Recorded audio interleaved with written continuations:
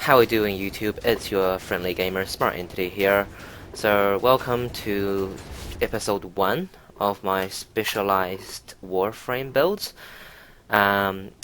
Basically this series will mainly be perfect builds or optimal builds for a specific situation for a Warframe. Now I've had a few comments about people asking me about my Ember Prime. So people were saying, how can you keep your World on Fire on continuously throughout the whole game? Which is basically the Warframe I've been used through some of my previous videos. So this video will be for that. So as you've seen before, this is a T3 defense. I like to use these kind of videos for these kind of demos, just because you get really good enemy clusters, so you can see how effective a frame is at killing mass enemies, which is what you'll be doing, 99% of the time in this game. So just activating the World on Fire. So basically what I'm going to try to do in this game is show you guys how effective this power is when optimized. So I'm not going to fire my primary weapon or use any melee other than for traveling. So just keeping World on Fire all the time. So this is a T3 defense, so all these guys are of decent level, and as you can see, I'm just killing them left and right. Now, when I first built this sort of, Ember build, I was really going for the invasion missions, because those are the best ways of getting, your Builderon, your Mutagen Mass, your Detonite injectors, those kind of things. But as I was playing, I realized just how effective that, this power really is. So this is T3 survival, and I am quite literally one-shotting, two-shotting most enemies. Just an Ash with Blade Storm, but I am doing most of the damage here. And as the game progresses, you'll see how effective this power really is. So I've done this in T3 defense, T3 survival, T3 exterminate and capture. So it's been quite effective for me overall. So wait until the next wave come in. Hopefully no one will be in this corner, and I'll just be in this corner by myself, and you can see how effective this power really is. So I'll do a bit of gameplay. I'll probably stick to about wave 5. I'm not going to record a whole lot. I'll just do a bit of gameplay. I want to show some of the sort of heavy gunners, your ancients, your mowers. And they're actually really effective for those as well. Okay, so we have a close-up enemy here. I'm the only Warframe here. I'm not firing my weapon, so you can see how effective this power is at killing them. And I do want to note, despite using it that long, I still got over 5 seconds left. So that's what an optimized build can do. So I'm just here by myself mainly. So activating, just look at the bottom right. So 15 seconds. 15 seconds of World on Fire. 15 seconds may not seem very long, but when you're playing games, when it's shooting massive damage, it's actually a really long time.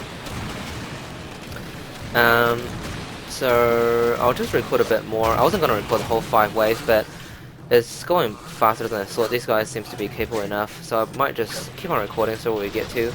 So activating World on Fire, and just look at how fast these enemies are falling. So this is easily doing, around 500 damage, easy. It does depend on the armor of the unit, but it is one-shotting all these basic units in a T3 very efficiently.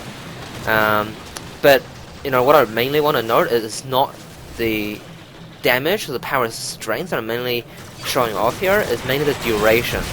As you know, World on Fire is the ultimate, so it does take 100 energy without any mod efficiency or energy efficiency mods. And the fact that you can carry on that duration, which allows you to just spam it non-stop. So I've been spamming it non-stop, taking a few second break during the end of the wave, and I have 184 energy, so I can keep on spamming. So this has been a really effective power for me. It has utilities through all maps, definitely through all solar maps. Basically, when you'll notice this power being extremely weak or nowhere near as useful is actually 20 minute above T3 survival, 20 wave above T3 defense. But in anything else, this power has utility Probably not as strong. Actually, I guess 10-minute T3 survival, wave 10 defense and above, but it definitely have utility. It does decent damage. So sorry guys, I'm gonna have to leave you here. Well, talking to the guys in game anyway.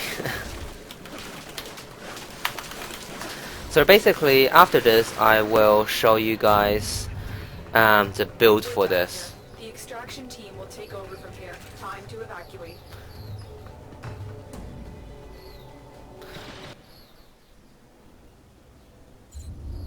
So as you can see, with an Ember Prime, I did maximum damage, so that's without firing my primary weapon, no secondary weapon equipped, no melee weapon used other than for traveling. I've done 49% damage just with World on Fire and a T3 defense. Okay, so this is how I modded Ember Prime for a optimized World on Fire use. So as you can see, for this build you need a catalyst and 3 formers. Now I formed all 3 of her other power slot polarities. Now, for those of you who are really confident what you're doing, really like to push Warframe to their limit, see how they're best utilized, this is the most efficient way of doing it, i.e. with only 3 formers. But it's not something I would recommend for everyone because Warframe is in beta. Ember powers, have changed in the past, and they may very well change again in the future. And by changing your power polarities, you may be disadvantaging yourself in the future. But for the optimized build, this is how you do it. So the reason I polarize all her other power slots is because Ember is one of those frames where all her powers are used for the same purpose, basically for damage, right? Her accelerant can help stun enemies, but with this kind of build, you don't need to stun them, right? Because you're going to kill them so fast, stunning is not going to help you out. And you really don't want to waste energy on her other powers. You want to feed all that energy into World on Fire.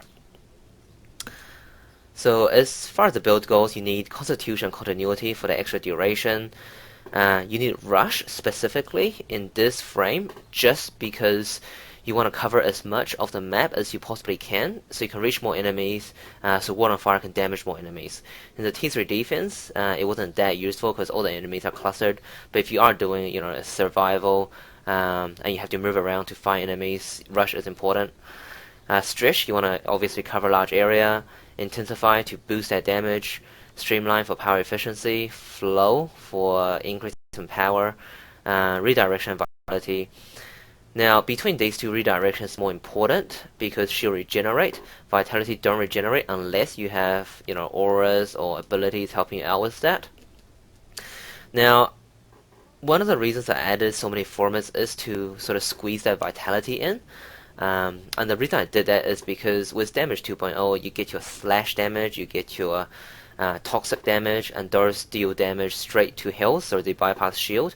So that's why I put in vitality so I can hold my own in your long Orcandela survival and your long T3 defense. So yeah, so that's the sort of optimized Ember build.